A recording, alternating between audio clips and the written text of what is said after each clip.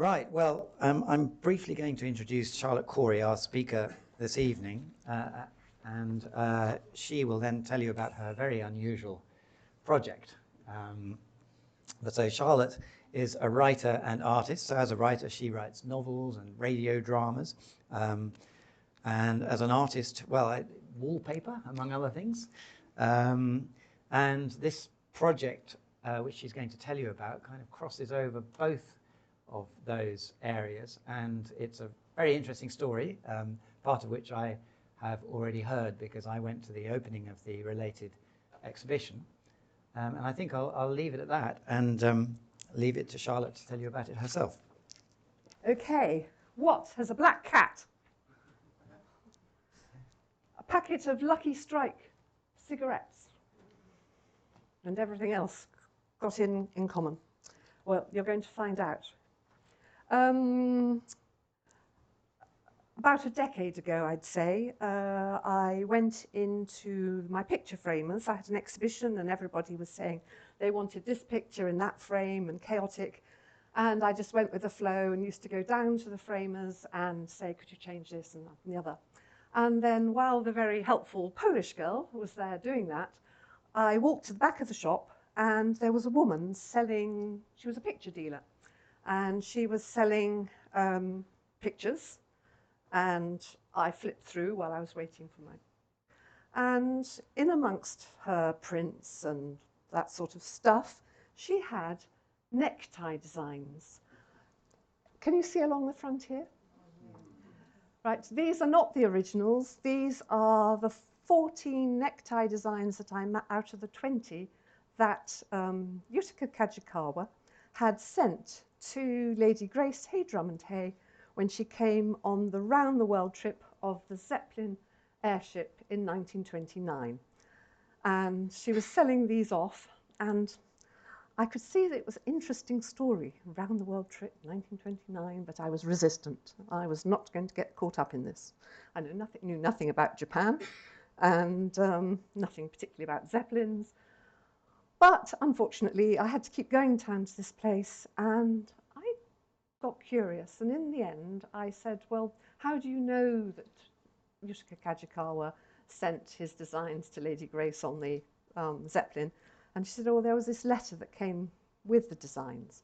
And I said, And in the end I said to her, I'll buy the rest of your designs, but I must have the letter. She said, no, no, no, I'm keeping that.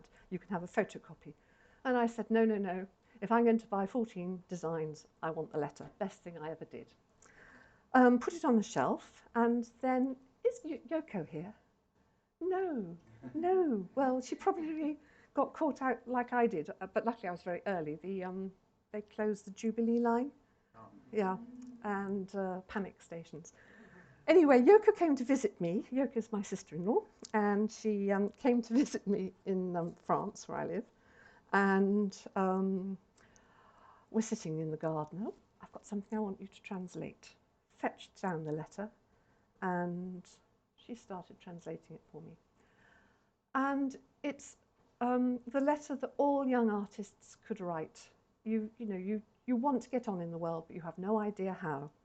And it's and he begs her to take his work back to the West and do something for him, because everybody he's shown his work to, his designs to in Japan, say they're far too modern for Japan. So there was this moment in the letter where he says, but even if you do nothing for me, but please, please, please do something for me, I will enjoy 6 months of dreaming that you might. And I thought, 6 months of dreaming, goosebump time. And that was the start. And then luckily we all got locked down, and I had time to write the novel, time to do the research, time to go to the Zeppelin Museum in southern Germany and spend some time in their library and get copies of, I should have done the slides, but it's more important for you to imagine. This is the menu card in Tokyo, Mount Fuji, Zeppelin above. Does everybody know what a Zeppelin is? Can you all picture the airship? Yeah.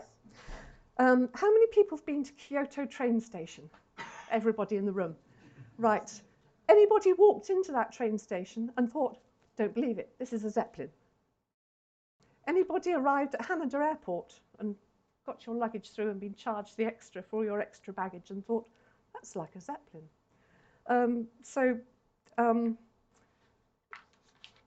The airship, and also every time you go into a stationery shop in Japan, even now, you find, hello Yoko, you find the Japanese are really obsessed with airships. And everywhere I go, as Yoko will validate, because we spent some time a year ago in Tokyo, and everywhere we went, I kept saying, oh, look, this book's got an airship, this book's got a Zeppelin, because they spring out at me, and they'll spring out at you next time.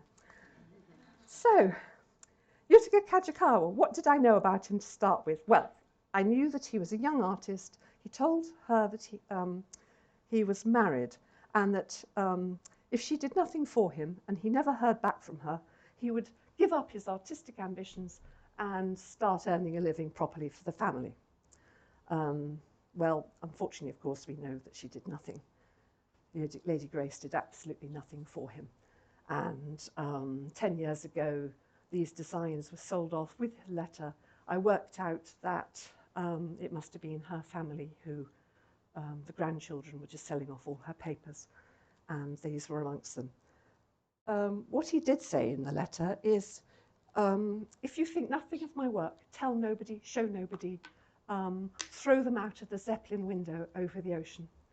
But she didn't do that either. So she didn't give him an exhibition, and she didn't throw them out of the window. They were amongst her papers when she died in 1946, and then was sold off beginning of this century, or 2012 actually, I think it was, and leaving it for me to find and for me to do what she should have done and to write his story. In fact, not really to invent his story, but all based on information. There's nothing I've made up that doesn't have foundations. So I thought I'd give you a taster. 6 months of dreaming. We've only got 14 copies, so you'll have to fight for them or go on Amazon. On the cover is the envelope. And what's so wonderful is we know that either Yutaka or his wife stuck down the stamps and posted it to Lady Grace Drummond-Hay, care of Kazumagura Airport. 2004 was the hotel room, the Imperial Hotel, where she was, they went on a train into Tokyo, and that was her room. So, 6 months of dreaming, chapter 1, in which, unfortunately, we are obliged to commence our story with an unprecedented marital row. Bear with us. It will not last long. The young couple are usually, despite all their difficulties, money and family troubles, very happy together. It is what they chose, they each keep reminding the other. Only today it does not feel so simple. A great Zeppelin airship is about to arrive from the other side of the globe.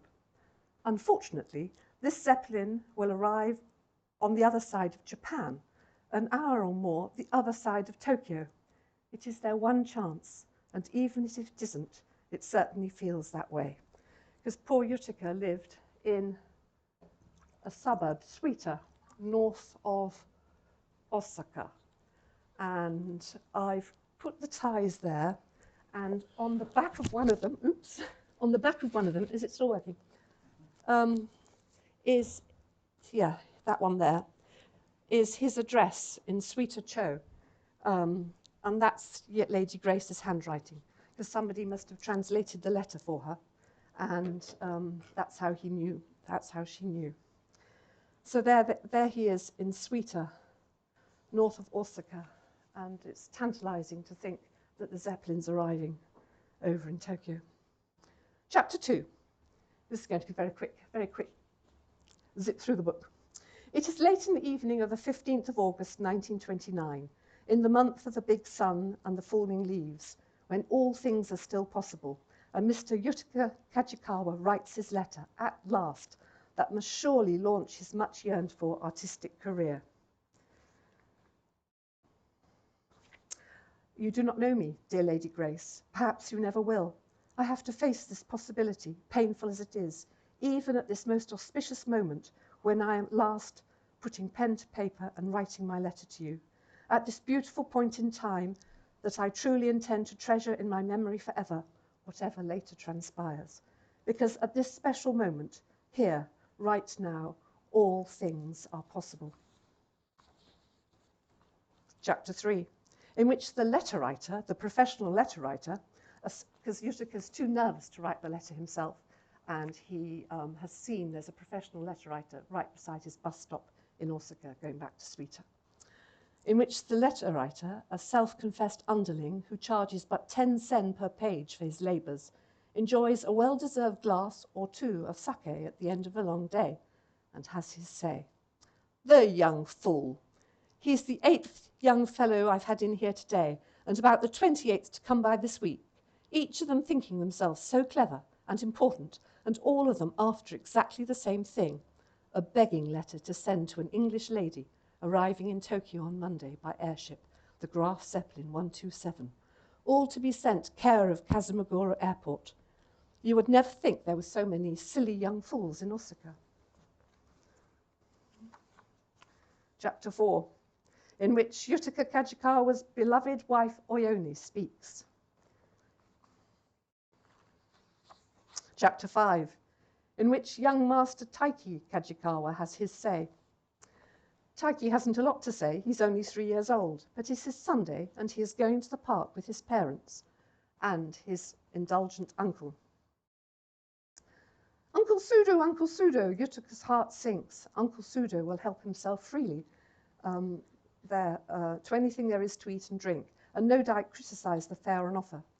The young man has his shortcomings, but Oyoni forgives her brother, since he always plays the gallant uncle. He sweeps Taiki up onto his young, strong shoulders, and today he plays Zeppelins all the way to the park. Sudo is nothing if not topical. Zeppelin, the boy shouts, clapping his hands above his uncle's head. Zeppelin, Zeppelin, Zeppelin. Chapter 6, in which the idea of sending a letter, care of the airport, had first been mooted. Mr. Norica, alas, is annoyed. It is not advisable to annoy the boss of Norica Printworks in downtown Osaka. Luckily, Yutaka has had the good sense to keep his dreams to himself, and Oyoni reveals her wifely ambitions. I hope this is tantalizing you to read these chapters. 7, this once-in-a-lifetime chance. Chapter 8, poor Yutaka. The letter was written, the letter was sent. Poor Yutaka tossed and turned. The more he tossed, the more he turned, and the more bitterly he regretted having dispatched his letter. Eventually he woke up his wife. Why didn't you stop me, he moaned. Stop you what, she asked, coming to blearily. It was the middle of the night. From sending my letter. Oyoni was taken aback. She had been delighted when the anguish about the letter had been over and it had been written and sent. ... Chapter 9. A gorilla, a chimpanzee, 200 canaries, and a high-flying tyrak. Chapter 10. In a men's accessory department, which is governed, as we all now know, by the irascible and indomitable Mr. Fuja. Chapter 11. Sudo suffers a serious setback. And we get to chapter 12, and I need a drink. Chapter 12. Banzai, Banzai. Monday morning, August the 19th, 1929, and with the Graf Zeppelin expected over Japan later that day, but no one could be sure just when. There wasn't anyone who could concentrate on their work at either Norica's print works or Oyoni's department store. No one expected them to. Staff gathered round, radio receivers set up specially, and listened intently to the commentary. Customers who happened to arrive just then paused, intrigued at first to find out what was going on, and then they lingered close by, finally joining the groups clustered about the radios. There were cries of "turn it up," and then crackling interference made it difficult to hear. "Adjust the set, why don't you?" Also very often. "Is that the loudest it will go? We can't hear at the back." "We are expecting the Graf Zeppelin to appear in the skies above Tokyo sometime early this afternoon," the commentator was shouting at the top of his voice. "The airship has already travelled 11,080 miles, 4,200 from Lakehurst Air Base in New York to the Zeppelin home, a manufactory at Friedrichshafen in the south of Germany. And then 6,880 miles non-stop, I repeat, non-stop from Friedrichshafen to here. The average speed on the trip is put at 64 miles an hour. Part of the time it has only been necessary to use 3 out of the airship's 5 engines, which are all said to be currently in tip-top condition. The 20 passengers who ate breakfast in Germany on Thursday will dine in Tokyo tonight. Among them, the only female on board, the English aristocrat Lady Grace Drummond-Hay. It is said that there is an enormous quantity of fan mail awaiting her arrival here in Japan. When told of this by radio communication this morning, she declared that she was delighted and looked forward to reading it all. She has promised that she will personally reply to every letter. Genju took advantage of all the distraction to say to Mr. Norika's chief assistant, "I wonder if I could have a word, sir, in private."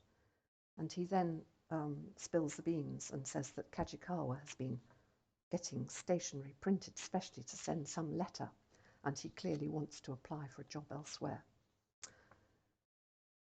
You did right to tell me. We'd better inform Mr. Norika. The chief works, the printing works is too busy to have staff changing jobs on a whim. That's what I thought. Mr. Norika had been enjoying listening to events in Tokyo on a wireless set in the privacy of his very pleasantly appointed office, and was annoyed by the interruption, but he told his assistant to send the man Kajikawa to him immediately. Discontent anywhere in his workforce must, he knew from long experience, be swiftly nipped in the bud. Yutaka was naturally alarmed when the chief clerk touched him on the shoulder and said he was wanted by Mr. Norika. Best not hang about. "This won't last long," Mr. Norika said. "I am sure you're as keen as anyone else to hear the Graf Zeppelin landing." Yes, Mr. Norika, sir, I most certainly am. These are exciting times for Japan. Oh, I think so too. It's the start of a whole new era of global communications. The world has changed. In fact, it is changing today. Mr. Norika looked at his employee for the first time since he had entered the room. "Then take a seat, Mr. For a moment he couldn't remember this clerk's name, or even why he was here. So he gave a slight hee-haw partway between a cough and a laugh. "Kajikawa, sir. Yutaka Kajikawa." "Sit down. Yes. We can't on any account miss this historic moment, Mr. Kajikawa. I believe it's about to happen." The radio began blaring. Mr. Norika turned a knob, turning the volume up. "Appears out of the clear blue sky like a great. The commentator is struggling. He is lost for words, tripping over himself in his enthusiasm to describe what he is seeing, like a vast silver konobori fish. The very best konobori fish any kite seller ever had to offer. It is simply enormous and shiny, and it is now slowly inclining its front bow in a mark of respect towards the imperial palace. Bowing precariously and keeping this position, it is now making a complete circuit about the palace.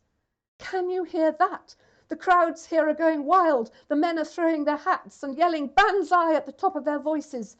They want the people up in the Zeppelin to hear their greeting. And yes, they are now leaning out of the windows, waving white handkerchiefs. And I can see the Lady Grace, the only woman up there, waving an elegant gloved hand down at the crowd, waving and waving. Meanwhile, down below, all the women of Tokyo have turned out, dressed in their best kimonos and twirling their colourful parasols to welcome the Graf Zeppelin 127 and hoping to see her. Oh, what shouting and twirling! Tokyo is one seething mass of joy and jubilation and welcome. Banzai, Banzai! And now, oh my goodness, the Imperial Emperor himself has appeared on the rooftop of the palace. He is waving an Imperial Japanese flag up at the ship. Never in the whole history of Japan has anything like this ever been seen. Come in Berlin. We have none other than the Berliner Tageblatt's radio station on the airwaves. They are simultaneously transmitting and translating my commentary. These words that I speak to you here right now in Tokyo are being broadcast simultaneously 9,000 miles away. I repeat, 9,000 miles away in Berlin.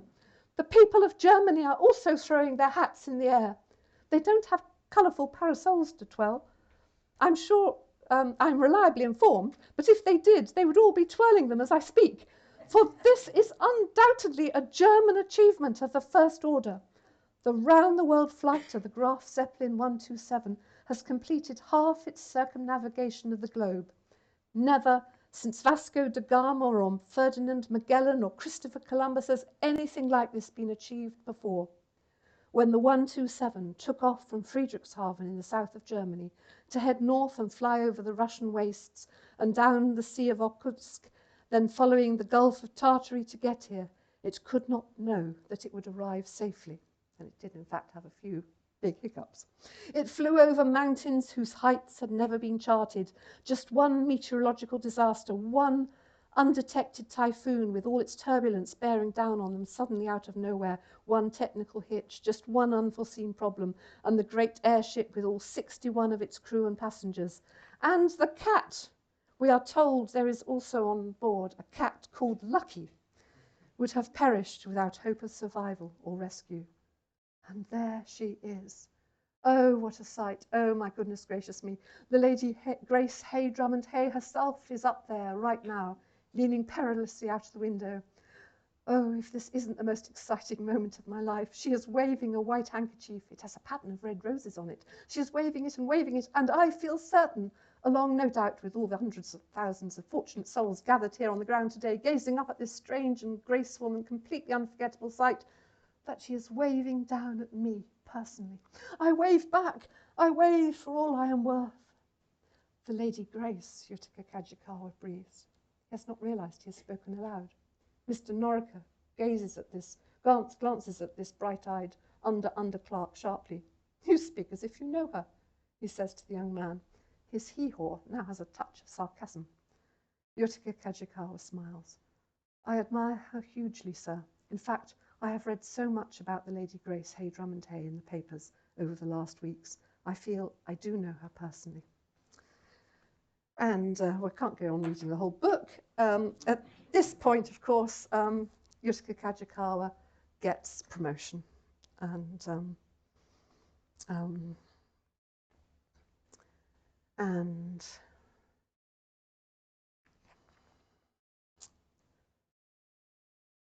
yes, so the commentator on the radio says, I'll hand you back now to the studio. In a short while, one of my colleagues on the ground at Kazumaguro will inform you of the landing of the Graf Zeppelin 127 on Japanese soil, followed by the disembarkation of its illustrious passengers who will be returning to Tokyo by special train to see its sights and enjoy imperial hospitality. We have been told that all the passengers and crew have been instructed in the art of using chopsticks. Herr Dr. Echner, the commander of the ship himself, can now eat individual grains of rice with chopsticks. Music started to play. Mr. Norica reached over to the wireless set and turned the knob anti-clockwise. The sound crackled for a moment and then died. He looked across his desk at the young man sitting opposite him, whose face was aglow with excitement. It reminded him of when he had been young and had enthusiasms and dreams. And so there you go. And then the rest of the book is obviously what I imagine happened after Yutaka doesn't receive his letter and does exactly what he's promised his wife. He buckles down and works hard. And several things you should know. One is that Lucky, the cat, was a very sensible cat. When the airship landed and Lady Grace went off into Tokyo with the other journalists, Lucky did a bunk. He ran away. And that's so wonderful because I go to Japan and every time I see a black cat, I think you could be descended from Lucky. And there's so many wonderful aspects to this story that I think I shall just be able to quickly fill you in on. One of the funny things is that after her fame travelling on the Zeppelin, the Lady Grace Drummond-Hay advertised Lucky Strike cigarettes. And when I was in Japan, I was able to buy a packet out of a machine. This design is the design that Lady Grace knew. And yeah, yeah, I felt very lucky to find a Japanese packet with the same design. In fact, I have the advert where I smoke Lucky instead of eating sweets. And there's the Zeppelin, and there she is, and the Lucky Strike cigarettes. And when I went back to Osaka for the expo just recently, I noticed that Lucky Strike have changed their designs. So this feels to me really historic, because this was the design in America, that after the war, Lucky Strikes, obviously, you know, the Americanization of Japan, Lucky Strikes became very popular and stayed popular, and this design was there right up to last year. And now if you want Lucky Strikes, it's a new design. And how hilarious that she was advertising Lucky Strikes. She'd lost her cat, Lucky. And one of the other things I found was this Hugh Eckner, the man who steered the Zeppelin, who was Graf Zeppelin's successor. I found a wonderful photograph of him smoking his first cigar after landing in Japan. And then you have a sense of these, all these passengers up, nicotine addicts. The last thing they could do is smoke, because it's, I mean, a Zeppelin was a hydrogen bomb. In Osaka, I took the cookie mold that I bought in Friedrichshafen Zeppelin Museum, and everybody got a biscuit. And unfortunately, I didn't think I could have made some for today. So just imagine the Zeppelin's like this, and that's full of hydrogen with a little cabin, and that's where the whole thing steered from, and the 64 people live. It's a vast amount of hydrogen, and poor Eckner knew. He absolutely knew that the solution to Zeppelins was to get helium from the Americans, because all the helium supplies were in America, and the Americans were very worried about the increasing militarization of Germany, and refused, and much as they respected Hugo Eckner, this engineer, pilot, extraordinary man, they were not going to let the Germans have hydrogen. And when Hugo Eckner was this most amazing man who invented and yes, he took the Zeppelin project forward, and he had this vision that everybody would travel around the world in these airships, and the postal system would go by Zeppelin, and can you imagine Amazon flying around the world with everything? And he was right. His vision was right. He was this dreamer. They were all dreamers in their own way. Yutaka on the ground, Eckner piloting the ship, and Eckner was absolutely phenomenal, because after the Treaty of Versailles, where Germany was crushed, his vision for Germany was that the Zeppelins would become so successful and would contribute massively to sort of global harmony. And he did things like he invented the Eckner Spender, which was everybody was asked to contribute and save, and he sold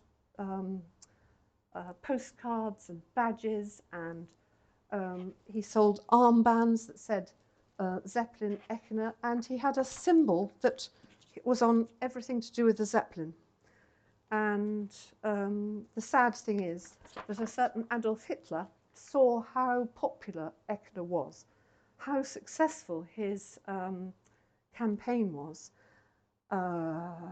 and his ideas of German rejuvenation. And he ran with the ideas in his own way. And it's one of the great tragedies for the world, because the Nazis took over the Zeppelin factories in Friedrichshafen, and we all know what happened with the Hindenburg. And Eckner spent his days, well, he was chucked out of his factory, chucked out of his inventions. When the Hindenburg exploded, Hitler blamed Eckner, said he must have had a hand in the sabotage. And Eckner's achievement really was that he, it's astonishing that he didn't perish I think the Nazis felt that he was just too untouchable. So there's sort of pictures of Eckener in old age in Friedrichshafen with his Airedale dog sweeping leaves, and his dreams plummeted, and he was lucky to get away with his life.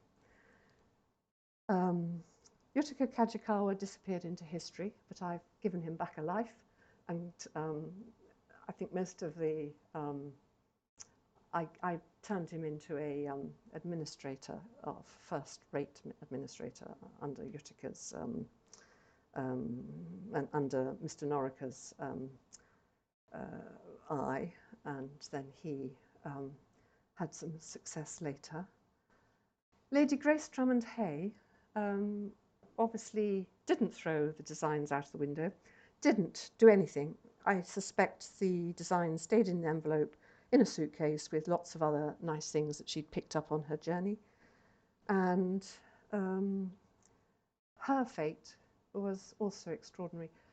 She was very keen on the Zeppelins, went on the first trip to America and various others. She was launched as a travel journalist.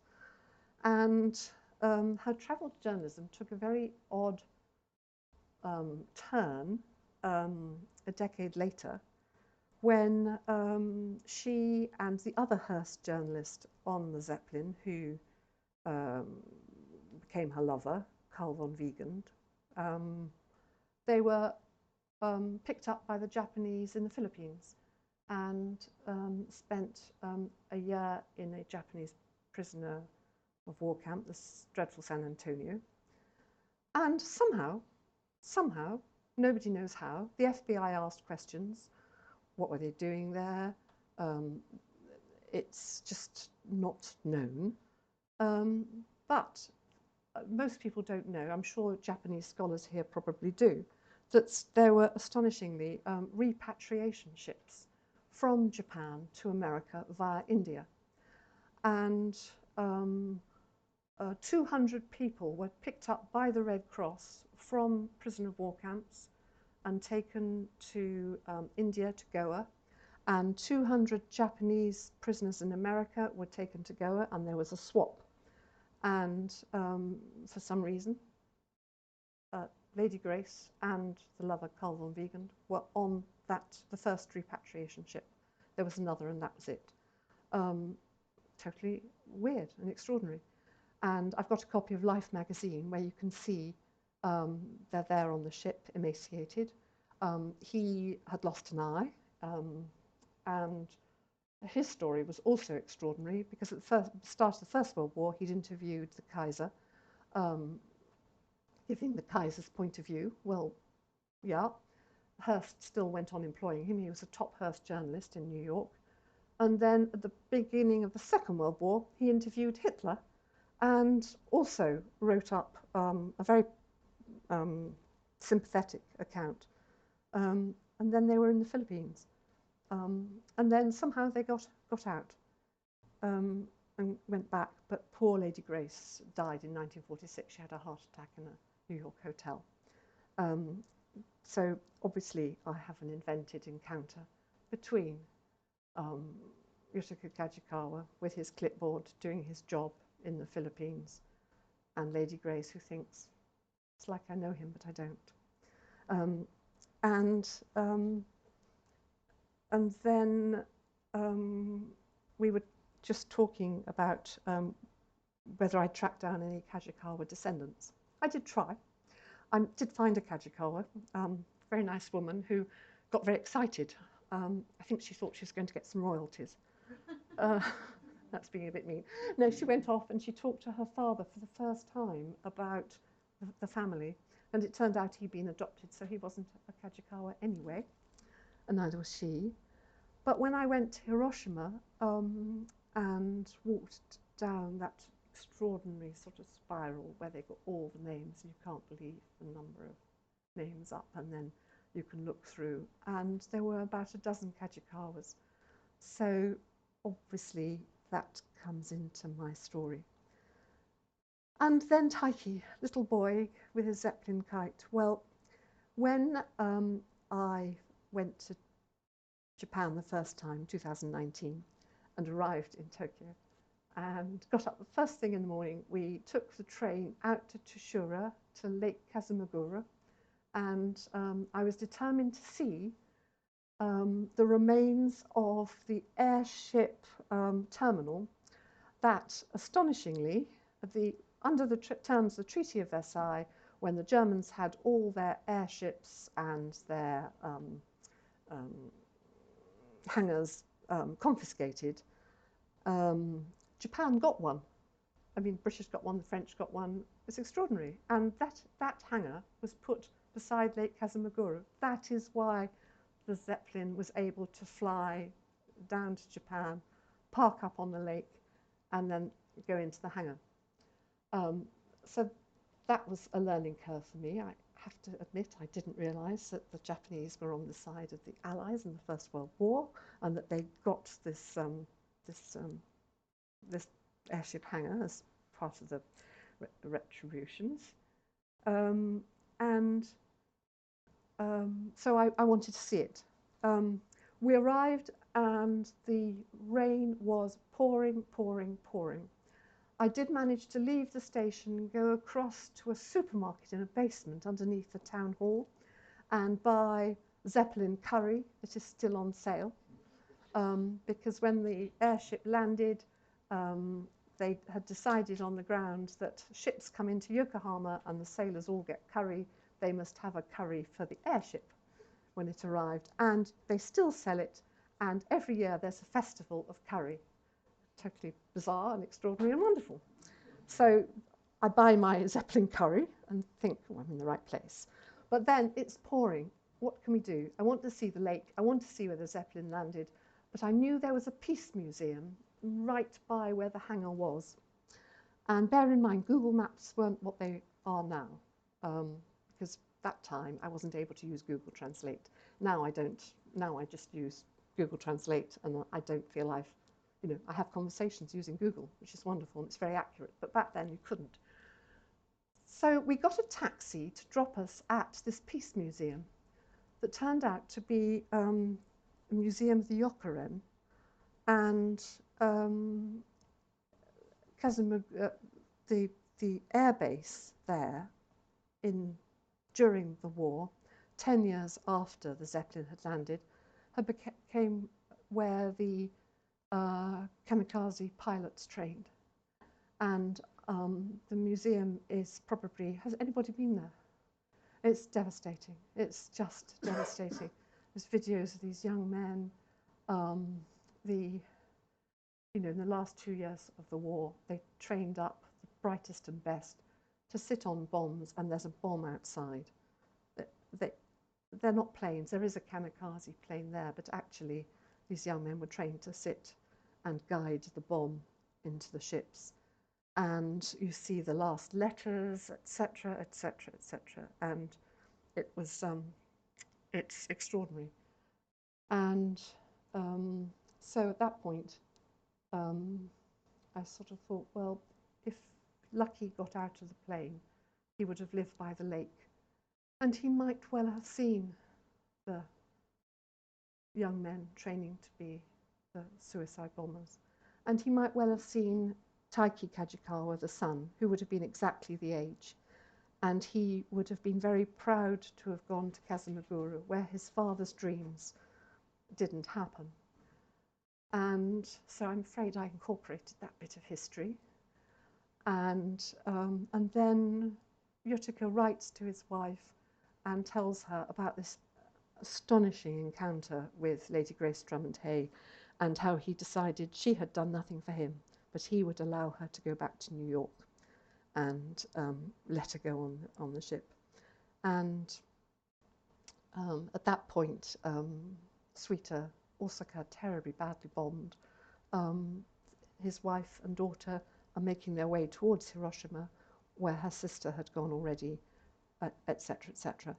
And then that sort of links up with the fact that there are Kajikawas there, but I actually have them getting out of the train before they get there, so that you're left, you don't know. And it's the story of a young man who had this ambition, had these dreams, and disappeared into history. And yeah, but he's had his exhibition in central London. At the Art Workers Guild, everybody, the brothers all have their names around the wall, and they let me put his name up. The calligrapher added his name. So his dream came true, 96 years on. And in Osaka, I was saying to everybody, well, you know, we all have dreams. What are yours? Think about it and do something about it. Because you know, there were a lot of young people came and were very enthusiastic about the story. And I got slightly nervous because I got carried away talking about the suicide bombers, the history. And in fact, everybody was really engaging and very, very intrigued. And I asked everybody to think, you know, what's your dream? What is it that you would really like to happen? Write your letter to Lady Grace Drummond-Hay. Who knows? You know, 96 years' time, it doesn't matter. So that's it, really. I've got a few copies of the book. There's a newspaper with lots of pictures. Osaka was fantastic because the event, it was off-expo, was in a theatre in the middle of a little theatre in the middle of Osaka, with lots of theatre students who all took part and joined in. And I developed a new art form that I'm going to now run with myself. Over the years, I've written lots of dramatic monologues. It's a form I really like. But because, of course, we had to have translation, and my actor who played Yutaka couldn't speak a word of English, we developed this new form where you have a dramatic monologue, but you have people acting it, and then the translator was this brilliant young actor who did understand English, did the translations, but sent up everything I was saying, and it was a very lively, good performance. And then somebody turned up with their bulldog, who runs a pub nearby, and I felt that Yutaka Kajikawa went home, had his weekend of glory. His ties were all up as bunting, and who knows where this goes next. We've got 2029 coming up, the centenary, and I'm under pressure there to sort of create the drama, maybe a musical, I don't know. But there you go. So do feel free to have a look. These were the, I'll just show you briefly. So these were it is not for sale, so don't start panicking, I'm selling them. Basically, the exhibition was a shop, but nothing was for sale. So these are the silk scarves. Is it that way around? Yes. With, I had great fun taking his scarf designs, and then you've got the postmarks, Lakehurst in America, then Friedrichshafen and Tokyo, and then Los Angeles, around the world flight, and then Yutaka Kajikawa's paint box, recreating the colours he used, and these were actually done as wallpapers as well, because there's a wallpaper shop in Osaka and in Tokyo that sell my wallpapers, and the most popular wallpaper that they sell there are my cats. And this is his paint box, and you can see the dragonfly. And any questions?